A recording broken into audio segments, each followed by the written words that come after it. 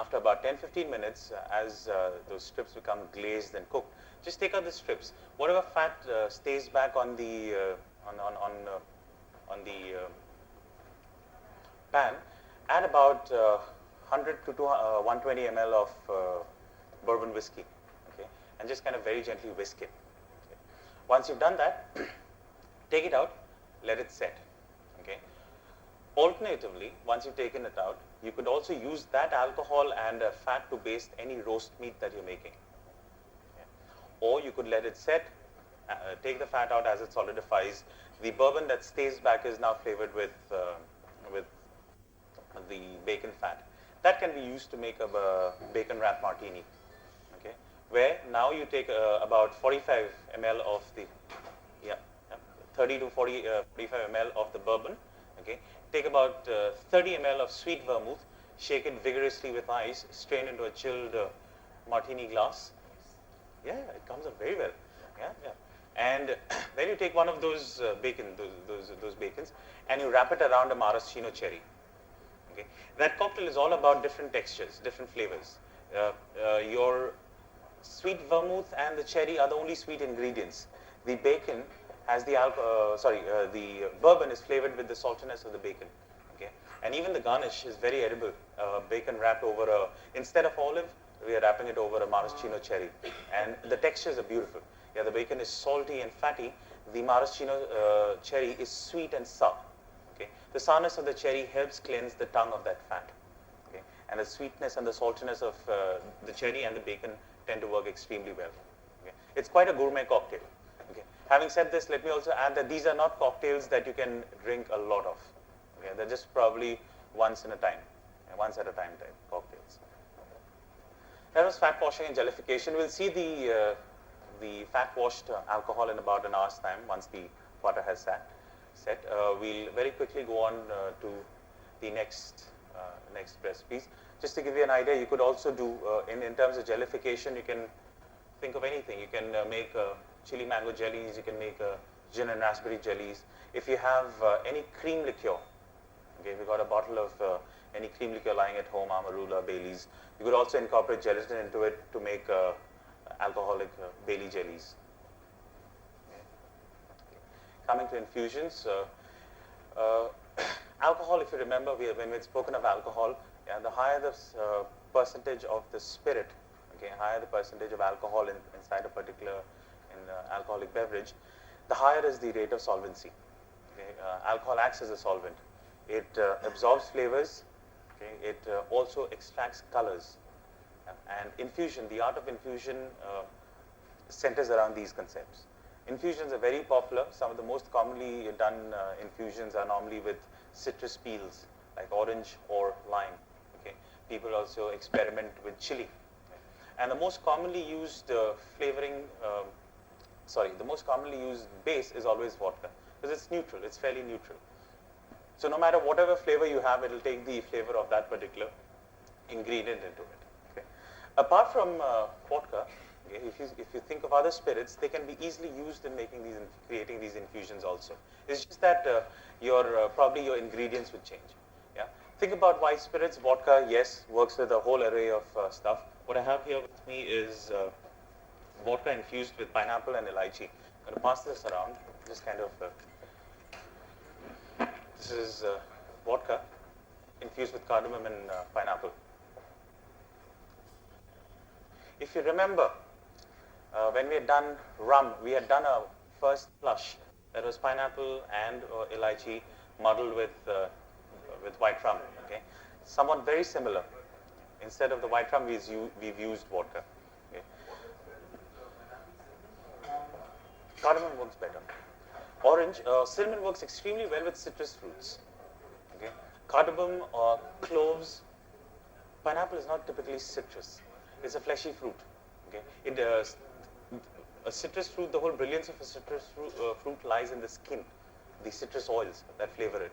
As opposed to pineapple, you really can't do anything with the skin. It has no flavor. It'll turn whatever you're cooking. I mean, either you're cooking a dessert or you're making a drink, it'll turn it bitter. A pineapple skin has a lot of tannins, okay, unlike a citrus peel. Okay. Cloves go extremely well. So does cinnamon. elderflower, passion fruit, they again work extremely well with pineapple as a flavor. Berries, any berry fruit, they work extremely well with gin. Cherries, raspberries, plums, strawberries. Gin is awesome. Okay. The second infusion that I have here, okay, I'd probably like one of you to try it a bit.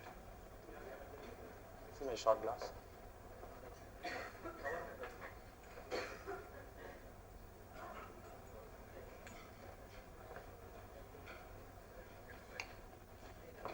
This is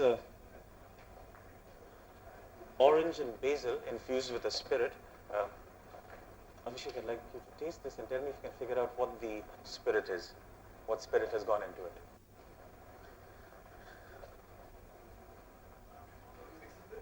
This is basil and orange.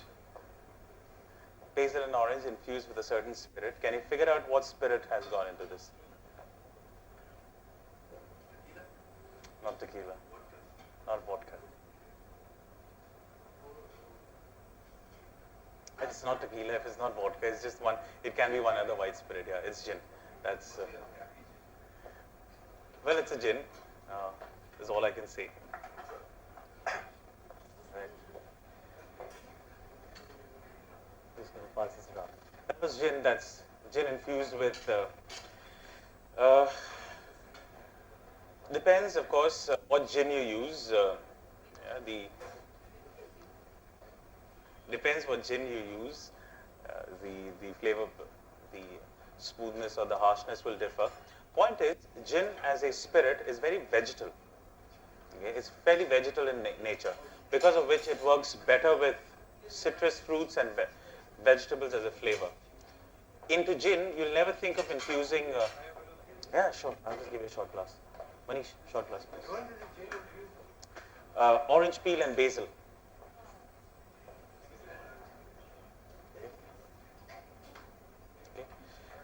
Think of a gin as a flavor. Okay, gin is very vegetal. It's citrusy. It's junipery. It'll never work with flavors like vanilla. It'll never work with flavors like coffee. It'll never work with flavors like cinnamon. It'll never work with flavors like cream or chocolate. Okay? So those are strict. I mean, they're not no-nos, but they're probably not the best flavors to be incorporated into gin. Think of tequila. Tequila is also equally vegetal. Yeah. Tequila works very well with citrus fruits. Tequila will work extremely well with basil. It will work extremely well with lemongrass as flavors. Okay. Tequila will go very well with jalapenos. Okay. A recipe for a tequila infusion that I can leave you with is tequila and lemongrass infused overnight. Okay. Once you've infused it, take about 45 ml of the tequila, infused tequila, mix it with triple sec, shake it up like a margarita, okay. And when you serve it, you take an olive, okay. Take an olive that is stuffed with cheese. You get pitted olives. Okay. All you can do is buy pitted olives, take out the small little piece of jalapeno from inside. So what you have is an empty olive. Just put a little bit of cream cheese into it, pipe a bit of cream cheese into it, and drop it into the margarita. Yeah. So you have an olive that is stuffed with cheese. You can use gorgonzola or any other cream cheese, and the margarita is flavored with tequila, infused with lemongrass. Okay. Basil. This is sweet basil. You get pepper basil, lemon basil, sweet basil, holy basil, which is tulsi. Okay. So it depends. Tulsi. Tulsi is, of course, what we see is the holy basil. Okay. What we have at home is the holy basil. Otherwise, in Italian cuisine, basil, there are three main types of basil that is used: lemon, sweet, and pepper basil. Okay. This one is the sweet basil, which gives it a slight sweetish note. Okay. Okay. Infusion number 3. What I have is apple and cinnamon with vodka. And cinnamon. Apple and cinnamon with vodka. You could do this with dark rum as well, but dark rum can overpower it. You probably taste it a bit. Give me a shot glass. Give me a shot glass. And Karthik.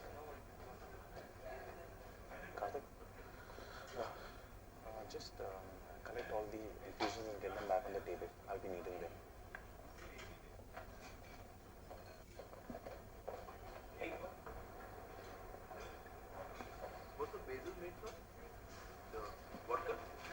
this gin.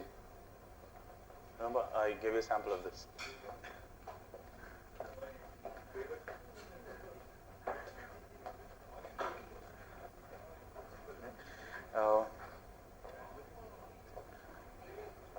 I'm going to leave these infusions. I'm going to get these leave these infusions with me. I'm going to be using these infusions towards the end of our session, where we'll do an alcoholic cocktail, cocktail salad. Okay, we'll use these infusions to create a fruit salad. So we'll leave those with me. That's cherry syrup. Okay, that's cherry syrup made by Monin way back in France. I've not done anything to it as of yet. Okay, cool. No, maraschino is a type of cherry. Okay, if you buy them, they are really bright red in color with a small little tail that looks like it looks like a small little mouse actually. That's a maraschino cherry. These cherry syrup, there are a lot of varieties. Normally, the cherry syrups that we get in bottle, they're the sour cherries. Maraschino is a more sweeter style of cherry, extensively used as a garnish for cocktails that use sweet vermouth. Yeah, martinis that are that have a certain percentage of sweet vermouth in it. Those are cocktails that maraschino. Bianco could be sweet. Okay, Bianco, normally the white styles of vermouth are normally the dry ones. The red ones are the sweet ones. But Rossos are normally sweeter. Okay, though you get dry Rossos, you also get sweet Biancos.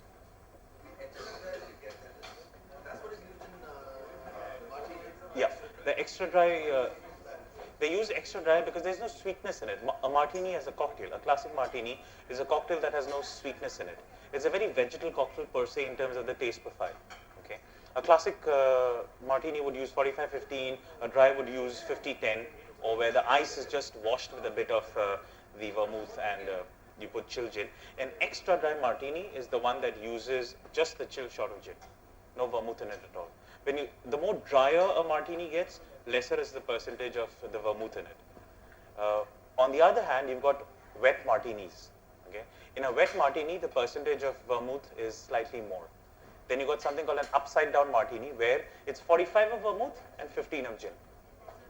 So it's like flipping the recipe, reversing the recipe. Okay, all right. Now what I'll do is I'm going to demo a cocktail wherein I'm going to freshly infuse the flavor of grapes into gin. Okay. Infusions normally take time. You'll have to allow them about 24 hours for the alcohol to extract flavors. Remember, what is very important in infusions is the type of fruit that you're using. Okay. Fruits that are fleshy, they tend to disintegrate very fast in an infusion. Fruits that have a thick skin like an orange, or if you're just using the skin, that skin will hold good for a longer time. Okay. Again, if you're infusing any vegetables or herbs, okay, those are infusions that you'll finish off fast. Otherwise, the flavor can become overpowering.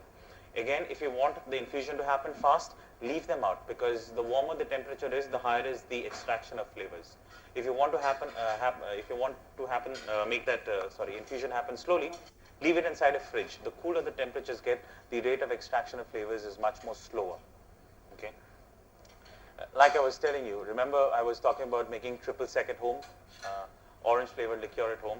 You need about 4 Californian oranges to about 500 ml of vodka. Infuse it up to a week. Okay. Add castor sugar. Okay. Stir it well so the sugar dissolves, and then after a week you strain it out. Okay. You strain it out so that if there is any pulp or fiber that stays back, you kind of leave it out. What you have is you got homemade triple sec. Okay. Easy to do. This recipe that I'll show you is a on-the-spot infusion of grapes with gin, and I'll use fire. Okay, I'll use heat to incorporate the flavors of the grape into the gin. So what I'll do is I'll use about 7 to 8 of these grapes, okay, the berries, and I'm going to add about 30 ml of gin to this.